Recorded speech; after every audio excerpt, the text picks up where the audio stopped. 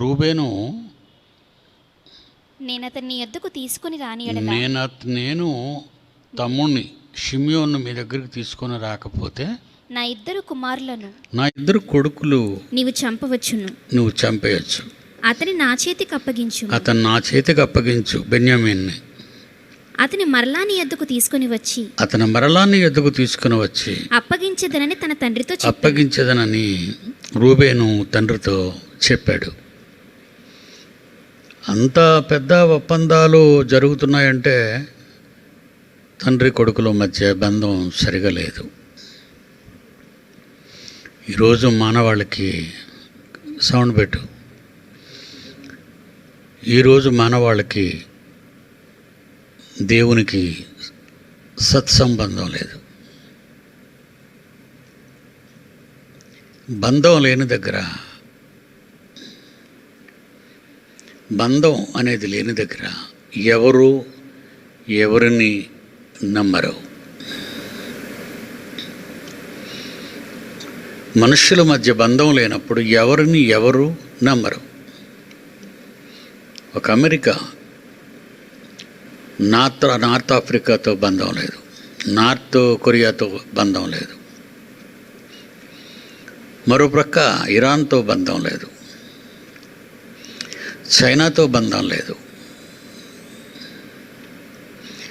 టర్కీతో బంధం లేదు, సిరియాతో బంధం లేదు, ఇండియా పాకిస్తాన్తో బంధం లేదు, చైనాతో బంధం లేదు. ప్రపంచ దేశాలు UNO, united nations of organisation, మొదటి ప్రపంచ యుద్ధం, రెండవ ప్రపంచ యుద్ధాలు జరిగాయి. యుఎన్ఓ సమ్మతి చేయలేకపోయింది, సమాధానపరచలేకపోయింది. దేశాల మధ్య ఘోరాలు, భయంకరమైన యుద్ధాలు. ఒక పక్క నరసంహారం దేవుడు జరిగిస్తున్నాడు 760 కోట్ల మందికి. మనుషులతో దేవునికి బంధం లేదు. దేశాల మధ్య బంధం లేదు. మూడో ప్రపంచ యుద్ధం అంటూ జరిగితే 100 కోట్ల మంది చచ్చిపోతారు. కాళ్ళ దూకుంటున్నాయి అన్ని దేశాలు. నేనంటే నేను అని అన్ని దేశాలు ఒకరినొకరు ఆడిపోసుకుంటున్నారు.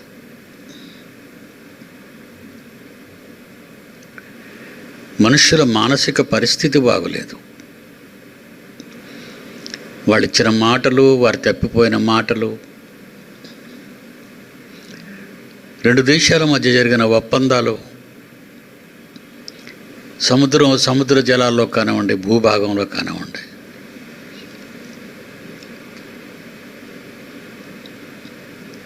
ఇరు దేశాల మధ్య జరిగినటువంటి ఒప్పందాలను మరిచిపోయి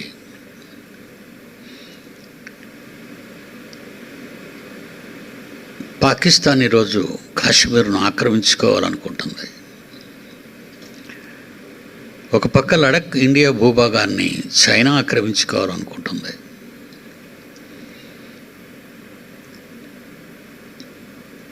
దేవుని పిల్లలారా, మనుష్యుల మధ్య బంధం లేనప్పుడు ఎవరిని ఎవరు నమ్మరు, ఎవరి మాటలు మరొకరు వినటానికి ఇష్టపడరు. అది నేటి ప్రపంచ దేశాల పరిస్థితి. ఒకరిని ఒకరు నమ్మాలి అంటే కుటుంబంలో ఆరంభం కావాలి.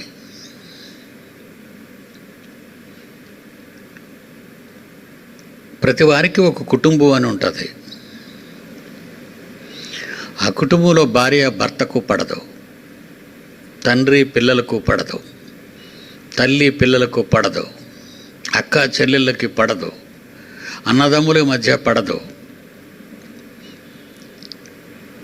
వాళ్ళ పుట్టిన కుటుంబంలోనే బంధం లేనప్పుడు సమాజంలో వాళ్ళ అనుబంధాల గురించి మాట్లాడతారు. తప్పది.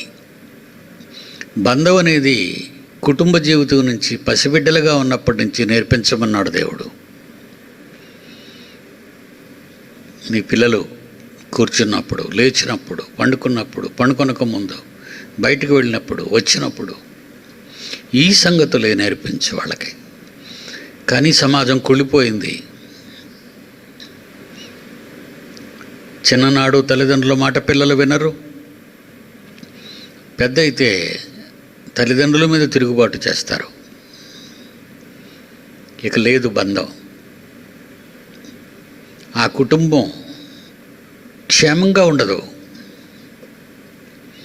ఎన్నో కుటుంబాలు ఆస్తుల తగాదాల్లో 25-30 సంవత్సరాలు కోర్టుల్లో నలిగిపోతూ, అరిగిపోతూ, తిరుగుతూ చచ్చిపోతూ ఉన్నారు. బంధం, నమ్మకం లేదు. అది యాకోబు కుటుంబం మనకు ఆదర్శంగా కనబడుతుంది. తన కొడుకుల్నే ఫనంగా పెట్టిన రూబేను ఆ మాటలు విన్న యాకోబు. అయితే అతడు 38వ వచనంలో, అయితే అతడు యాకోబు, నా కుమారుని మీతో వెళ్ళనీయను, నా కుమారుని మీతో వెళ్ళనీయను. ఇతని అన్న చనిపోయెను, ఇతని అన్న చనిపోయాడు. ఇతడు మాత్రమే మిగిలి ఉన్నాడు. చిన్నవారిలో ఇతడు మాత్రమే మిగిలి ఉన్నాడు. మీరు పోవు మార్గమున ఇతనికి హాని సంభవించిన ఎడల నెరసిన వెంట్రుకల గల నన్ను మృతుల లోకములోనికి, సమాధిలోనికి దుఃఖముతో దిగిపోవునట్లు చేయుదురని చెప్పాను.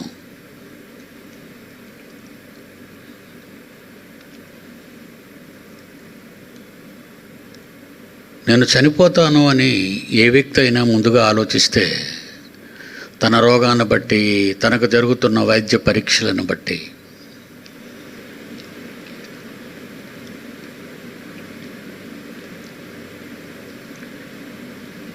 చాలా కుమిలిపోతూ ఉంటుంది సమాధానం లేకపోతే, ఆడైనా మగైనా.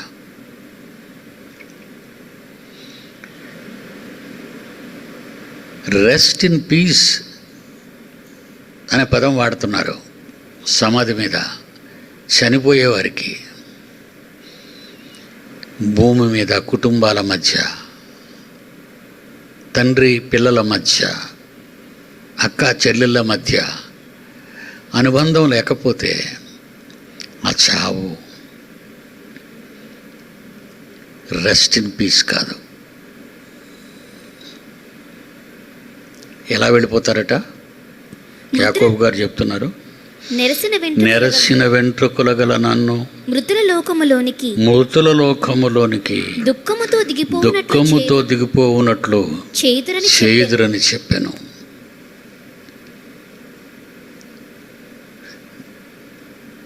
దీనికి ఆయన గర్భాన పుట్టిన వాళ్ళు సమాధానాలు చెప్పాలి. చనిపోయే ముందు ప్రశాంతంగా చనిపోయే భాగ్యం అందరికీ రాదు. బైబిల్లో మన పూర్వీకులను చూసినప్పుడు, అబ్రహాం కానివ్వండి, ఇస్సాకు కానివ్వండి, యోసేపు కానివ్వండి, తన వారిని పిలిచి, అన్నలారా, నా ఎముకలను మన పూర్వీకులు సమాధుల దగ్గర నన్ను సమాధి చేయాలి. లోకంలో ఏముంటుందండి అని మీరు అనుకుంటున్నారు. ఇక్కడే ఒక టాప్ సీక్రెట్ ఉంది. బాగా వినాలి పిల్లలు.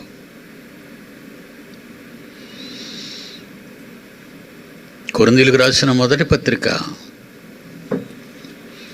15వ అధ్యాయము 42వ వచనం నుంచి. కొరింథీయులకు రాసిన మొదటి పత్రిక 15వ అధ్యాయము 42వ వచనం. మృతుల పునరుత్థానమును అలాగే చనిపోయిన వారు లేవటం ఒకటి ఉంది. మృతులు పునరుద్ధానులు. మరణించిన వారు బ్రతుకుతారు. ఎలా అంటే కిందకెళ్తున్నాడు. శరీరము క్షయమైనదిగా విత్తబడి నాశనమైపోయి కుళ్ళిపోయి మట్టిలో కలిసిపోయేదిగా విత్తబడి అక్షయమైనదిగా లేపబడును. నాశనము లేక తలతళ మెరిసే అక్షయ శరీరముగా లేపబడతారు. అంటే నాశనమైపోయే శరీరములో నుండే నాశనము కాని మరో శరీరం రాబోతుంది.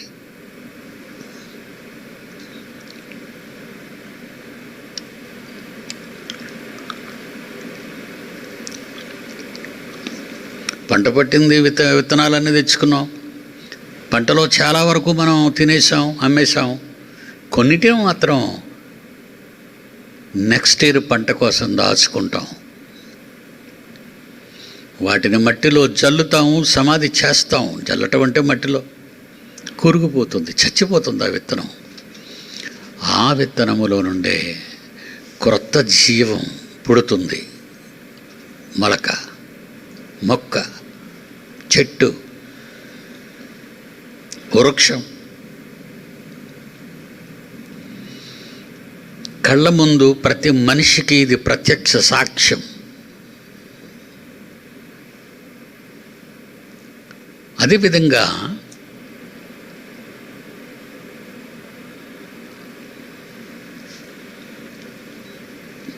ఈ దేహం, దీన్ని చాలా జాగ్రత్తగా వాడుకోవాలి. ఇది మరలా విత్తనమై మట్టిలో పడిన తరువాత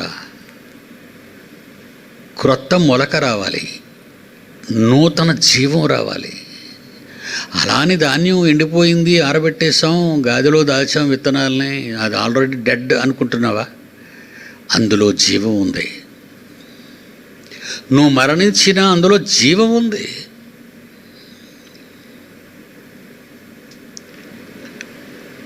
నువ్వు మరణించే ఆ క్షణాన్న ప్రశాంతంగా మృతుల లోకానికి వెళుతున్నావా? అశాంతితో రగిలిపోతూ మృతుల లోకానికి వెళుతున్నావా?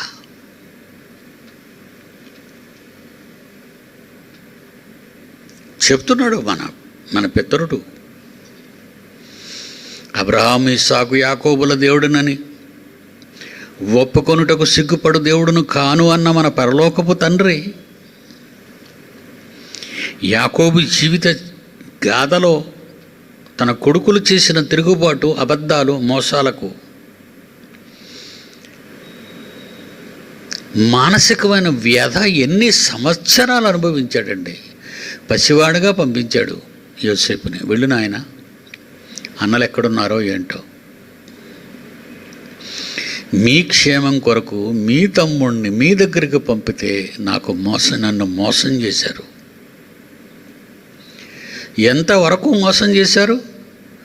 యోసేపు పెద్దవాడే ఈజిప్టు దేశానికి ఫరో ప్రక్కన కూర్చుని అంత పెద్ద నాయకత్వంలోకి వచ్చినప్పుడు, అంటే యవ్వనుడు అయ్యేటప్పటికే ఎన్ని సంవత్సరాలు యవ్వన దశ, బాల్య దశ నుంచి యవ్వన దశ.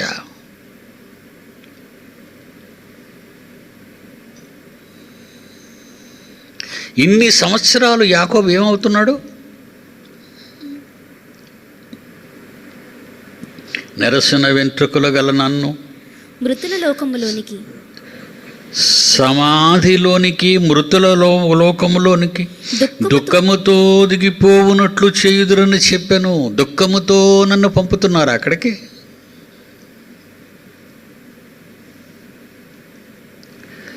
ఏమండి, ప్రపంచంలో ఉత్తమమైన చావు ఆనందంతో మృతుల లోకానికి వెళ్ళటం అండి, నమ్మకంతో మృతుల లోకానికి వెళ్ళటం అండి. పూర్వీకులతో కలవటానికి మృతుల లోకానికి వెళ్ళాలండి, సంతోషంతో వెళతాం. ఈరోజు ప్రపంచ ప్రజలు చనిపోయే నాటికి మనం ఎలా ఉండాలి అనేది తెలియని అమాయక జనం అండి ప్రపంచ మానవాళ్ళే. పుట్టాం గనక చావాలి అన్నంత వరకే నేర్చుకున్నారు. పుట్టాం గనక చదవాలి అని నేర్చుకున్నాం. పుట్టాం గనక బ్రతకడానికి ఒక తోడు కావాలి అని పెళ్లి చేసుకున్నాం. పుట్టాం గనక నాకు ఒక పిల్లలు కావాలని కోరుకున్నాం. ఆ పిల్లలు మరలా పుట్టారు కనుక వాళ్ళకి విద్యాబుద్ధులు నేర్పించాలనుకుంటాం. ఆ తర్వాత వాళ్ళని మంచి ఇంటి వాళ్ళకి ఇచ్చి పెళ్లి చేయాలి అనుకుంటాం. ఇవన్నీ ఇలా జరిగితే పర్వాలేదు. ఇవన్నీ రైట్ అని నేను అంటలేదు. దేవునికి భిన్నమైన ఆలోచనలు. అలాంటి వాళ్ళు చనిపోతే ఆనందంగా చనిపోతారని ఎవరండి చెప్తారు? పుట్టాం కనుక చేస్తామన్నాడంతే. ఎవరిని అడిగినా నేనండి ఒక 50 ఏళ్ల క్రితం వాక్యం చెప్తున్న కాలంలో వినేవాళ్ళు ఏమనేవారు తెలుసండి? అవమానపరుస్తూ, మాకెందుకండి బాబు ఈ చావుల గురించి ఇప్పుడు చెబుతున్నారు. చావంటే భయం వాళ్ళకి. చావంటే భయం ఉన్నవాడు ప్రశాంతంగా వెళతాడా సమాధిలోనికి?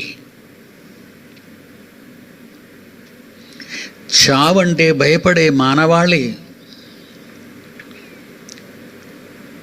ప్రశాంతంగా సమాధిలోకి వెళతాడా? గుట్టలు గుట్టలుగా పోగులేసి గుట్టలను జేసీబీలో వేసేసి లారీల మీద వేసి గోతులలో పడద్రోసి మట్టి కప్పుతున్నారే, అది ఏ చావు?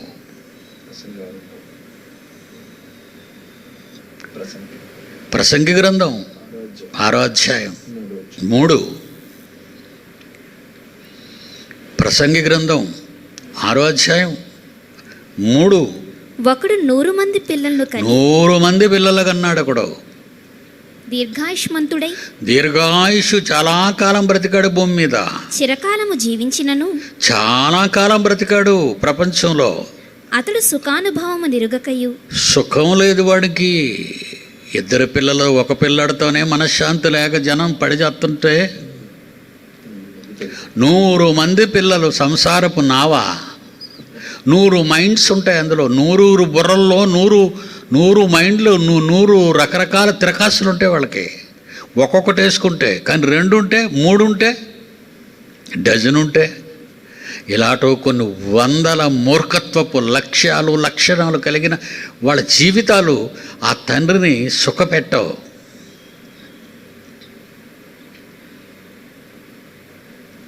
నువ్వెందుకు కన్నావు అంతమందిని?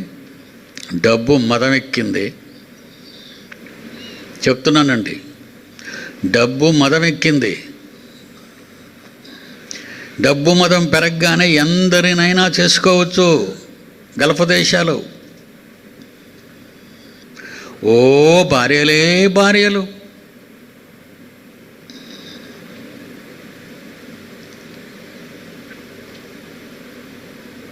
ఆ భార్యలకు పిల్లలే పిల్లలు. డబ్బు డబ్బండి, డబ్బు. మదించిన మతపట్టి ఏనుగుల్లా కనబడిన ప్రతి ఆడదానితోని పోతే పుట్టుకొచ్చే నీ బేసాలు నీకంటే అక్రమార్కులుగానే ఉంటారు.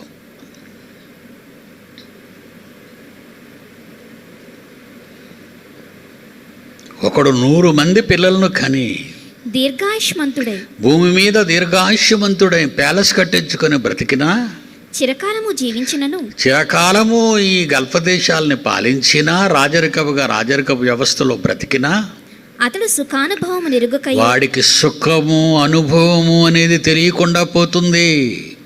సుఖానుభవము ఎరుగకయ్యే. తగిన రీతిని సమాధి చేయబడడు. తగిన రీతిగా సమాధి చేయబడడు. తగిన రీతిగా సమాధి చేయబడకయ్యో.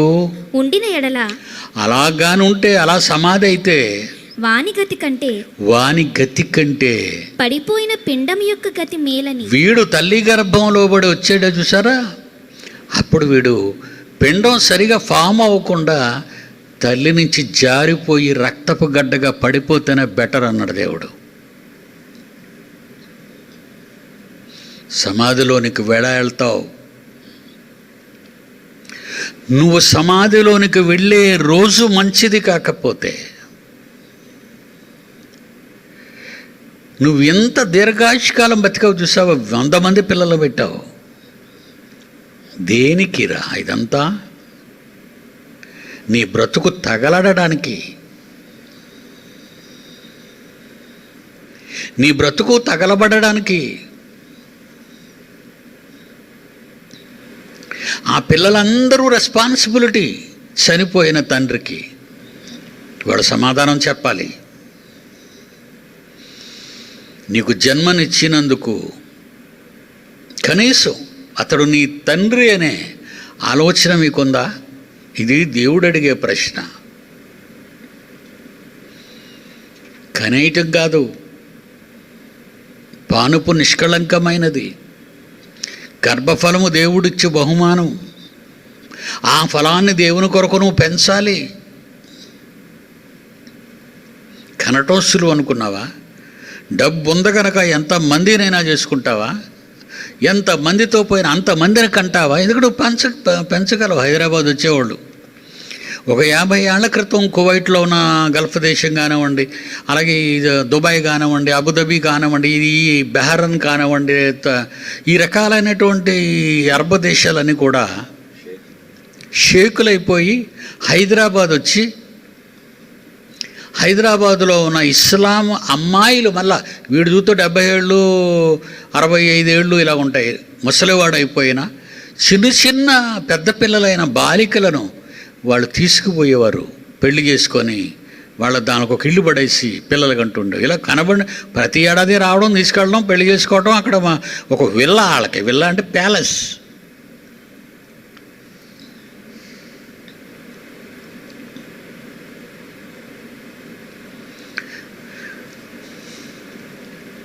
అశాంతితో వెళతావా సమాధికి? కొడుకులారా, నన్ను వేదనతో సమాధికి పంపుతారా మీరు? దేవునికి లెక్క చెప్పాలి.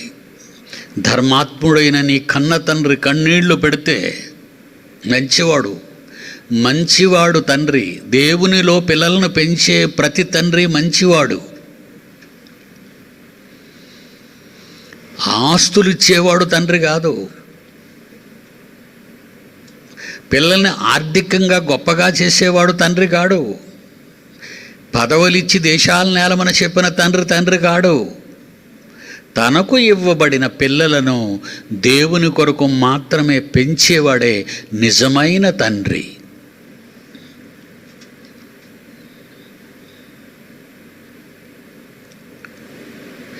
కొడుకులంత పెద్దవాళ్ళు అయిపోయినా,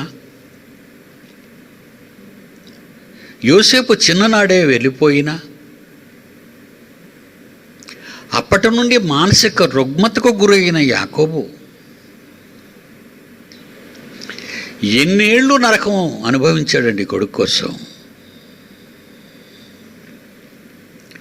ఏ తండ్రి అయినా తన పిల్లల కోసం అలా ఆలోచించగలుగుతున్నాడా?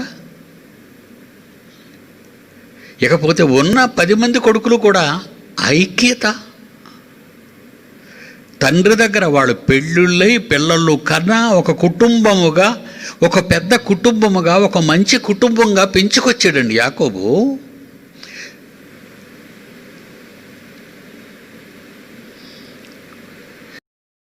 కొడుకులు తనవారైనా వచ్చిన కోడళ్ళు అత్తమావలను హింసించేవారు ఉంటారు.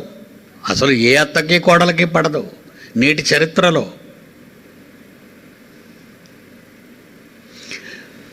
10 మంది కొడుకులు, 10 మందికి పెళ్ళిళ్ళు అయ్యాయి, కోడళ్ళు వచ్చారు, వాళ్ళకి పిల్లలు పుట్టారు, మనవరాళ్ళు పుట్టేశారు. సుమారు 70 మంది కదా యోసేపును తెలుసుకున్న తర్వాత ఈ ఇంటి వాళ్ళందరూ ఈజిప్ట్కి వెళ్ళటం. ఇంత పెద్ద కుటుంబాన్ని మెయింటైన్ చేసుకురాగలుగుతున్నాడు యాకోబు అంటే కేవలము తండ్రి మీద ఉన్న నమ్మకం.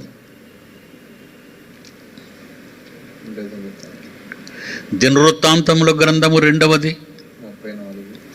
34వ అధ్యాయము 28వ వచనము.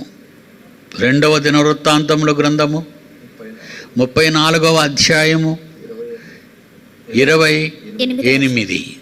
నేను నీ పితరుల యొద్దకు నిన్ను చేర్చుదును, నీ పితరుల యొద్దకు నిన్ను చేర్చుదును, నెమ్మది గలవాడవై నీవు నీ సమాధిలోనికి చేర్చబడదువు. ఎవరితో చెప్తున్నారు ఈ మాట? యోషియాతో ప్రవక్త చెప్తున్న మాట. యూదా రాజైన యోషియాతో ప్రవక్త చెబుతున్నాడు. ఒక రాజుకి దేవుని ప్రతినిధి చెబుతున్నాడు. రాజ్యాన్ని ఏలినవాడు మరణశయ్య మీద ఉన్నప్పుడు దేవుడు అతనితో ఏమి చెప్పమన్నాడు? ప్రవక్త తన ఇష్టం వచ్చినట్టుగా చెప్పడు. దేవుడు చెప్పమన్న మాటే చెబుతాడు. ఏమని చెప్తున్నాడు? నేను నీ పితరుల యొద్దకు చెప్పు యోషియాకి, నేను నీ పితరుల యొద్దకు నిన్ను చేరుస్తాను, నెమ్మది గలవాడవై నీవు నీ సమాధిలోనికి వెళతావు.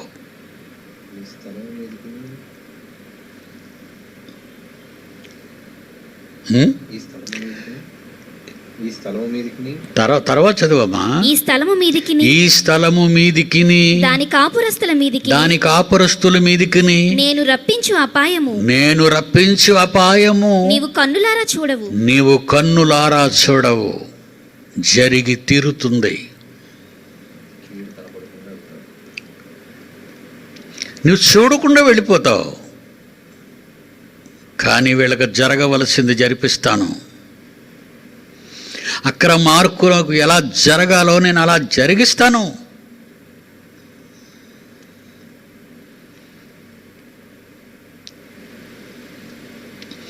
ఏ క్రైస్తవ్యాన్నైతే భారతదేశంలో నుంచి పంపేస్తాము 2021 నాటికని, ఈరోజు మన దేశాన్ని పాలిస్తున్న భారతీయ జనతా పార్టీలోని మత ఛాందస్సవాదులు మనల్ని హెచ్చరించారు. 2021 నాటికి క్రైస్తవ్యం భారతదేశంలో ఉండదు. ఈరోజు ప్రజెంట్ మూమెంట్ చూడండి. మన దేశంలో క్రైస్తవ దేశమే భారతదేశానికి అండగా నిలబడింది. అమెరికా ఏ క్రైస్తవులను విదేశాలకు పంపించాలని ఈ దేశాన్ని పాలిస్తున్న వారిలోని మతోన్మాదులు క్రైస్తవ్యానికి సవాలు విసిరారు. తగిలేస్తాం మిమ్మల్ని. ఈరోజు ఆ క్రైస్తవ దేశమే నీ అండ నుండి అగ్రరాజ్యముగా పిలువబడుతున్న ఒక ప్రక్క చైనాకు, మరొక ప్రక్క పాకిస్తాన్కు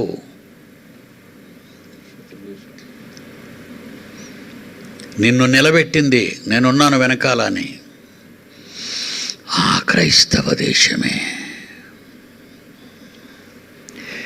మమ్మల్ని పంపించేయండి. ఇప్పుడు ఆ మాట ఎత్తరిక ఎంతవరకు తీసుకొచ్చాడో చూసారా దేవుడు? బాగా వినాలి ఇది. This is the present current affair.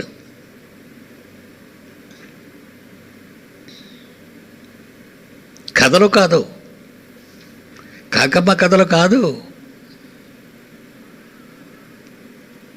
Vikramarka కథలు కాదు, వాస్తవాలు. గత 3 ఏళ్ల నుంచి జరుగుతున్న పచ్చి నిజాలు.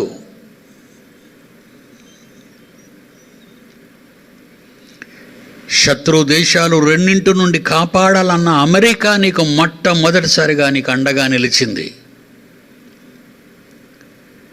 వాటిలో ఏ రాజకీయాలు ఉన్నాయో మనకు అనవసరం. క్రైస్తవ్యాన్ని కాపాడటానికి దేవుడు వేసిన పాచిక.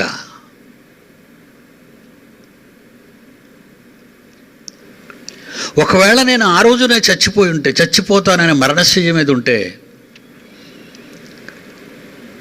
ఆ రోజే నేను చనిపోవాలి అని దేవుడు అనుకునేవాడు. శాసించిన తర్వాత 2021 నాటికి భారతదేశంలో క్రైస్తవ్యం అనేది ఉండదు అనే మాటతో నేను పరితపించి మంచాన్నపడి బాధపడుతుంటే, దేవుడప్పుడు నాతో ఏమని చెప్పిస్తాడు? అదే మాట మళ్ళా చదవమ్మా. దేవుడు నన్ను ఓదార్చడానికి ఏమని చదివిస్తాడు? ఏమని సెలవిస్తాడు? ఏం చెప్పమంటాడు? నేను నీ పితరుల యొద్దకు, నీవు నీ పితరుల యొద్దకు పిడి సుందరావు, నిన్ను చేర్చుదును. నీ పితరుల యొద్దకు, నీ పూర్వీకుల దగ్గరికి, గొప్ప వాళ్ళ దగ్గరికి, నా కోసం బ్రతికిన వాళ్ళ దగ్గరికే నిన్ను చేరుస్తాను. Are you happy? చచ్చిపోతే ఏటైపోతావు అనుకునేవాడు అవివేకి. చచ్చిపోతే ఏమైపోతాను, నాకేముంది, ఇంకేం లేదు, కోడి పుట్టింది, కోడి చచ్చింది, పిల్లి పుట్టింది, పిల్లి చచ్చింది, మనిషి పుట్టాడు, మనిషి చస్తాడు. ఇదే కదరా నువ్వు చెప్పిన దిక్కుమాలిన తీరి? నీ దిక్కుమాలిన తీరి ఇదే కదా. కానీ పిడి సుందర్రావు తీరి అది కాదు. నాతో ఏమని చెప్తున్నాడు ఆ రోజు మంచం దగ్గర? నేను నీ పితరుల యొద్దకు నిన్ను క్షేమముగా చేరుస్తాను. హ్యాపీగా ఉండు నాయన. హోషియా, నువ్వు హ్యాపీగా ఉండు, నువ్వు వెళ్ళిపోతావు. నీ పూర్వీకుల దగ్గర నీకంటే ముందు మరణించారు కదా కొన్ని 100 ఏళ్ల క్రితం. వాళ్ళంతా ఒక చోట. They are in RIP, rest in peace. సమాధి మీద కాదు RIP రాయటం. వాళ్ళ జీవితంలో, అనుభవంలో ఉండాలి ఆ RIP అనేది. వాళ్ళు RIPలో ఉన్నారా? ఎవర్ లాస్టింగ్ ఫైర్లో ఉన్నారా? అసలు ఇది నీకు ఎవరని చెప్పారేటి? కరోనా వస్తే మూతి గుడ్డ బంగారంతో చేయించుకున్నాడు కొంతమంది పనికి మాలిన వాళ్ళు. కొవ్వు పట్టిందే, కొవ్వు పట్టింది నాయన. అది సరైనోడు కనబడితే నీ తల తగ్గట్టు పట్టుకెళ్ళిపోయి నీ మూతి తిప్పేస్తాడు.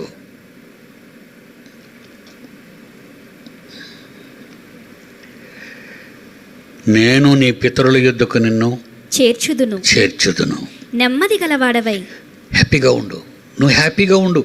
ఏంటి భారతదేశంలో నుంచి క్రైస్తవులు తగిలేస్తారు, నీ కుటుంబాలన్నీ నాశనం అయిపోతాయని నువ్వేమైనా ఫీల్ అవుతున్నావురా నాయన? నాన్న, నువ్వేమైనా ఫీల్ అవుతున్నావా నాన్న? అవును తండ్రి. అయితే నేను నీకు ఒక వరం ఇస్తాను. నేను జరిగించబోయేది ఒకటి చెప్తాను. నెమ్మది గలవాడవై, నువ్వు నెమ్మది గలవానిగా నీవు నీ సమాధిలోనికి వెళ్ళిపో. నువ్వు ఈ స్థలము మీదికి నువ్వు అనుకుంటున్నావే, ఎవరి గురించి భయపడుతున్నావో, ఈ స్థలము మీదికి, దాని కాపురస్తుల మీదికి నీకు భిన్నంగా నడుచుకొని నీ మీద తిరుగుబాటు చేసి నిన్ను తగలాలనుకున్న ఈ జనం మీదికి నేను రప్పించు అపాయము నీవు కన్నులారా చూడవు. నీవు బ్రతికుండి చూడొద్దు. నువ్వు హ్యాపీగా వెళ్ళిపో. పని నేను చేసుకుంటాను.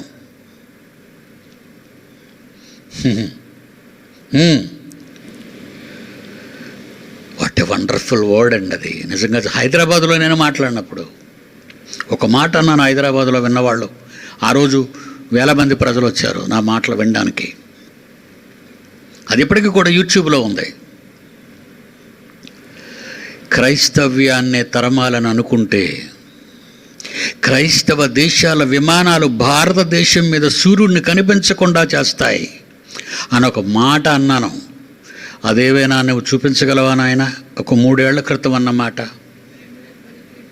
2017 క్రైస్తవ్యాన్ని అంతం చెయ్యాలని ఒకవేళ మీరు అనుకుంటే ప్రపంచ క్రైస్తవ దేశాల విమానాలు సూర్యుడు కనిపించకుండా కాశ్మీర్ నుంచి కన్యాకుమారి వరకు నిలబడతాయి ఫ్లైట్లు వచ్చి భారతదేశం మీద. నా నోట ఆ మాట వచ్చిందో లేదో, మీకు గుర్తుందో లేదో ఒక్కసారి జ్ఞాపకం చేసుకోండి. ఇదిగో పెట్టాడు, ఫోటో పెట్టాడు. ఓకేనా ప్లీజ్?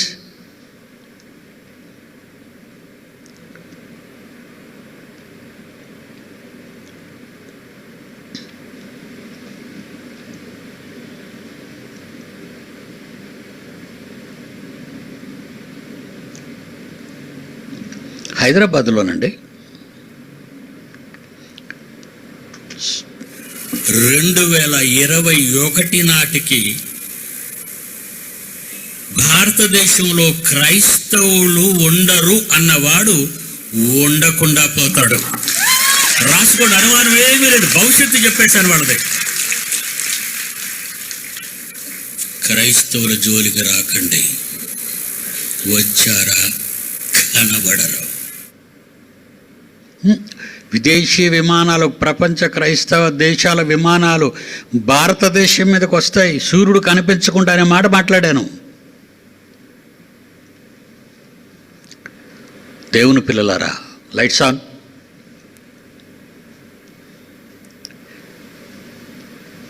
ఆ రోజు అదే ధైర్యంతో మాట్లాడానండి. ఆ రోజు నేను అదే ధైర్యంతో మాట్లాడాను.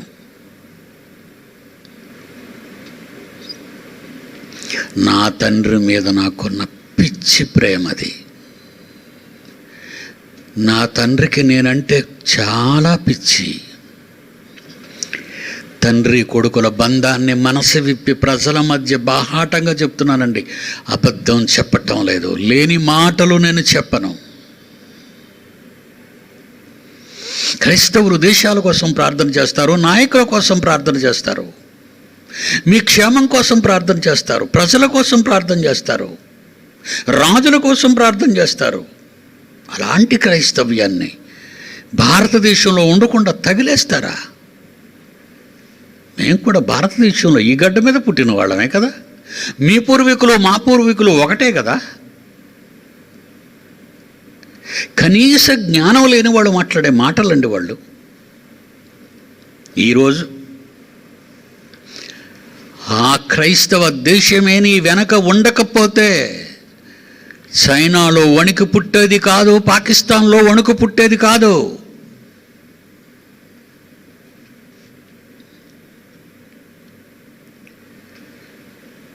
క్రైస్తవ దేశాల నుండి, జర్మనీ నుండి రాఫిల్స్ వస్తున్నాయంటే భయపడిపోతున్నారు శత్రు దేశాలు. ఒకప్పుడు మన చాలా అవమానించారు ఈ పాకిస్తాన్ వాళ్ళు, చైనా వాళ్ళు. అగ్రరాజ్యం నిలబడింది మన అండన, భారత అండగా. Whatever they may be, వాళ్ళు ఏమైతే అవనివ్వండి, మనకు అనవసరం. రక్షణ కార్యక్రమం దేవుడు ఆనాటి నుంచి ఆరంభించాడు. భారతదేశంలో క్రైస్తవ్యాన్ని కాపాడాలి.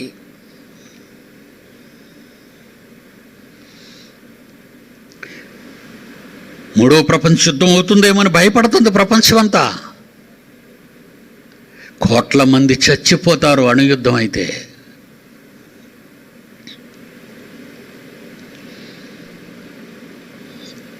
దేవుని పిల్లలారా, మనమంతా ఒకే తల్లి బిడ్డలం. సైన్స్ దానికంటే ముందు చెప్పింది బైబిల్. మనమంతా అన్నదమ్ములం. నేను ఆ రోజు భయపడటం లేదు, ఈరోజు భయపడటం లేదు. దేవుడు ఆ రోజు ఆ రాజుతో అన్నమాట నాడు దేవుని తరఫున నేను విన్నమాట. ఇప్పుడు ఎవరైనా మత ఛాందసవాదులు బయటకు వచ్చి క్రైస్తవులు తగిలేయండి అని ఒక మాట అనండి, పబ్లిక్లో వేదికల మీద మాట్లాడండి. చూడండి, ఇప్పుడు తీశాడు. Okay, play. మత ఛాందస్వ పార్టీలన్నింటినీ హెచ్చరిస్తున్నాను. క్రైస్తవ్యం మీద ఇదే దాడి కొనసాగితే ప్రపంచ క్రైస్తవ విప్లవ విమానాలు ఆకాశాన్ని మబ్బుల్లా కమ్ముతాయి భారతదేశాన్ని. అది ఒక్కటి గమనించాలి భారతీయులు. వాళ్ళు రాసిన 3 నెలల క్రితం అమెరికా సెనేట్ రాసిన ఉత్తరానికి జవాబు మీరు ఏమిచ్చారో నాకు తెలీదు. నేను ఇవ్వవలసి ఉంటుంది క్రైస్తవ దేశాలకు మీ మీద కంప్లైంట్. Are you happy? నేనే చెప్తానండి, ఇంక వాళ్ళు మనల్ని ఏమనరు.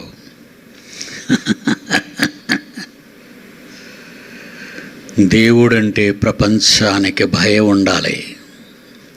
ఒక పక్క దేవుడే నరసంహారం చేస్తున్నాడు పాపుల మీద, ఒక పక్క దేశాల మధ్య నిప్పులు రగులుతున్నాయి. అందరూ దేవునికి తలదించండి. ప్రతి చావు వెనకాల ప్రశాంతమైన చావు ఉండాలి మీది. ఏమంటున్నాడు ప్రవక్త రాజుతో? 2వ దినవృత్తాంతములు 34వ అధ్యాయం 28వ వచనం. నేను నీ పితరుల యొద్దకు నేను నీ పితరుల యుద్ధకు నిన్ను పంపుతాను. అక్కడికి నెమ్మది గలవాడవై నువ్వు హ్యాపీగా నువ్వు నెమ్మదిగా ఉండు నాయనా, నువ్వు నెమ్మదిగా ఉండు. భారతదేశంలో ఉన్న క్రైస్తవులారా మీరు నెమ్మదిగా ఉండండి అన్నాను. నువ్వు నెమ్మదిగా ఉండు. ఎందుకంత ధైర్యం? క్రైస్తవ దేశాల ధైర్యం కాదండి నాది. నన్ను కని భూమి మీదికి పంపి కోట్లాది మందికి మహాజ్ఞానాన్ని ప్రబోధించటానికి కారణజన్ముడుగా 760 కోట్ల మందికి నాయకుడిగా పుట్టినవాడు. అధికారం కోసం కాదు, డబ్బు కోసం కాదు, పాలన కోసం కాదు, ప్రతినిధిగా యావత్తు ప్రపంచ మానవాళికి దేవునికి ప్రతినిధిగా పుట్టాను, రాయబారిగా పుట్టాను. అందుకే బ్రతిమలాడుతున్నాను.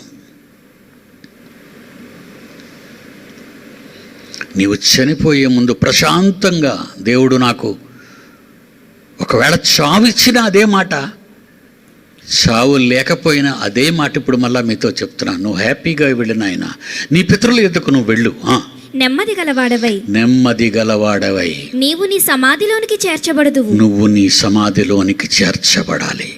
ఈ స్థలం మీదికి నువ్వు కోరుకున్నవే ఏం జరగాలో అని అది నీ కళ్ళతో చూడవు. ఈ సమాజం మీదికి, ఈ కాపురస్తుల నివాసుల మీదికి నేను రప్పించు అపాయము నీవు కన్నులారా చూడనవసరం కూడా లేదు. నువ్వు హ్యాపీగా వెళ్ళు. నేను చేసే పెళ్ళి చేస్తాను. ఈరోజు ప్రపంచానికి పెళ్ళి కరోనా పెళ్ళి. ఒకడు చైనాలో చర్చిలు పడగొడుతున్నాడు, ఒకడు ఈజిప్ట్లో చర్చిలు పడగొడుతున్నాడు, క్రైస్తవులు చంపుతున్నారు. అదే తెగులు భారతదేశంలో క్రైస్తవ సంఘాలను కూలుస్తున్నారు, క్రైస్తవులు కొడుతున్నారు, గాడిదలు ఎక్కించి గుండు గీశారు. ఊరుకుంటాడని నువ్వనుకుంటున్నావు. కానీ దేవుని నుండి శిక్ష రావాలి అంటే ఆయన చాలా ఈ న్యాయస్థానం కంటే అతిగా ఆలోచించి శిక్షను అమలు చేస్తాడు. అదే మా ధైర్యం. మమ్ములు కన్న తండ్రి మాకిచ్చిన అభయం. మేము బ్రతుకుతున్నది మనుష్యుల కోసం కాదు, డబ్బు కోసం కాదు, లోకాశల కొరకు కాదు, అంతస్తుల కోసం కాదు, పదవుల కోసం కాదు. ఎప్పుడూ నా నాట ఒకే మాట, మీకోసమే బ్రతుకుతున్నాం. మిమ్మల్ని మంచి వాళ్ళగా మార్చటానికి, మిమ్మల్ని ప్రయోజకులుగా తీర్చిదిద్దటానికి. ఇందులో శాస్త్రవేత్తని లేడు, కూలివాడని లేదు. అంతరిక్ష శాస్త్రాన్ని చదువుకున్న మేము మీకంటే చాలా గొప్పవాళ్ళం. ఎన్నో సంగతులు మేము చెప్తున్నాం, మాకు రాసిచ్చినవి చెబుతున్నాం. మీరు పరిశోధనలో చాలా దూరంలో ఉండిపోయారు. మీరు మాకు కనబడనంత దూరంలో ఉన్నారు. మేము పరిశోధన చేయవలసిన అవసరం లేదు. పరిశోధన చేసే వాళ్ళకి బుద్ధి చెప్పేవాళ్ళమై ఉన్నాం.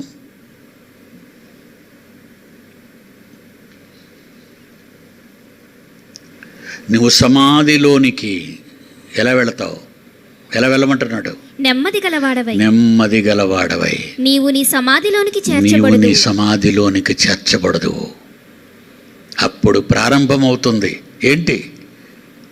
నెక్స్ట్ వచనం. ఈ స్థలము మీదికి దాని కాపురస్తుల మీదికి నేను రప్పించు అపాయము నీవు కన్నులారా చూడవు. కనుక హ్యాపీగా ఉండు. జరిగించేదేదో నేనే చేస్తానన్నాడు దేవుడు. నా పిల్లలారా, మై చిల్డ్రన్, ఈ తరంలో నా కోసం పుట్టినవారు, ఈ తరంలో నాకు కొండంత అండగా ఉన్నవారు మీరే. నా సొత్తు అన్నాను. నా ఆశయాలు మీరే, నా కోరికలు మీరే, నా స్వాస్థ్యం సొత్తు మీరే. రాజులు మీరే, భూమిని తలక్రిందులు చేయువారు మీరే, పాలకులు మీరే, ఏలికలు మీరే, పూజారులు మీరే.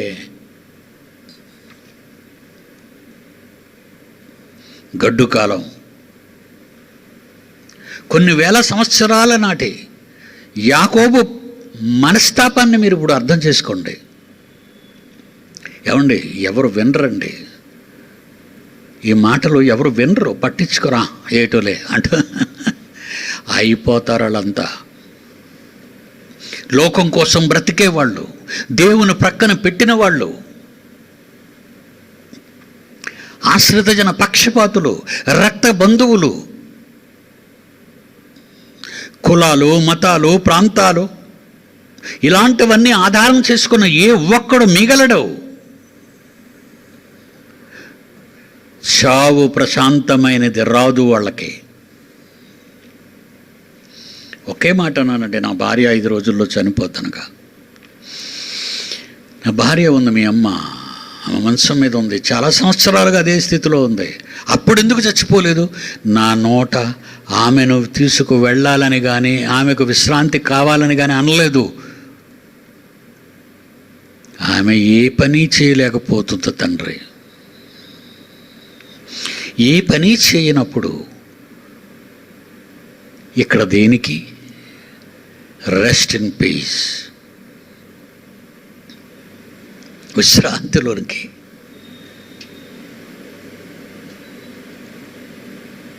యాకోబు మాటలు మరలా ఒక్కసారి జ్ఞాపకం చేసుకుందాం. ఆదికాండ 42వ అధ్యాయము 38. అయితే అతడు, నా కుమారుని మీతో వెళ్ళనీయను, ఇతని అన్న చనిపోయెను, ఇతడు మాత్రమే మిగిలి ఉన్నాడు. సంవత్సరాలు తరబడి మనస్తాపంతో బ్రతుకుతున్నాను, కృంగి కుళ్ళిపోయి నశించిపోతున్నాను మీ క్యారెక్టర్ కోసం. అతడు మాత్రమే మిగిలి ఉన్నాడు. మీరు పోవు మార్గమున ఇతనికి హాని సంభవించిన ఎడల నెరసిన వెంట్రుకలు గల నన్ను మృతులలోనికి దుఃఖముతో దిగిపోవునట్లు చేదురు మీరు. అంటే మృతుల లోకానికి అనగా సమాధులలోనికి నువ్వు చాలా ఆనందంగా నిద్రపోవాలి. ఈ శరీరం ఎందుకు ఉండాలి అంటే, కొరింథీ 15వ అధ్యాయము 42వ వచనం, శరీరము క్షయమైనదిగా సమాధిలోనికి వెళుతుంది, అక్షయమైనదిగా పైకి లేస్తుంది, ఘనము లేనిది, కంపు కొట్టేది, జబ్బు కలిగినది అనుకుంటున్నారా? అలా సమాధిలో పెట్టబడిన ఏ వ్యక్తి దేవుని కుమార్తె కుమారుని శవాలున్నా అవి మహిమ గలదిగా లేచిపోద్ది. ఎందుకంటే ప్రకృతి సంబంధమైన దేహము నీకున్నది గనుక, అది నేను కట్టి నీకు ఇచ్చాను గనుక, ఆత్మ సంబంధమైన శరీరము కూడా ఉన్నది. ప్రకృతి సంబంధమైన శరీరం ఉన్నది గనుక, ప్రకృతి సంబంధమైన శరీరము ఉన్నది గనుక నీకు ఆత్మ శరీరం తగిలిస్తానన్నాడు. Everlasting life body. ఈ దేహం ఉంటే కానీ ఆ దేహం రాదు.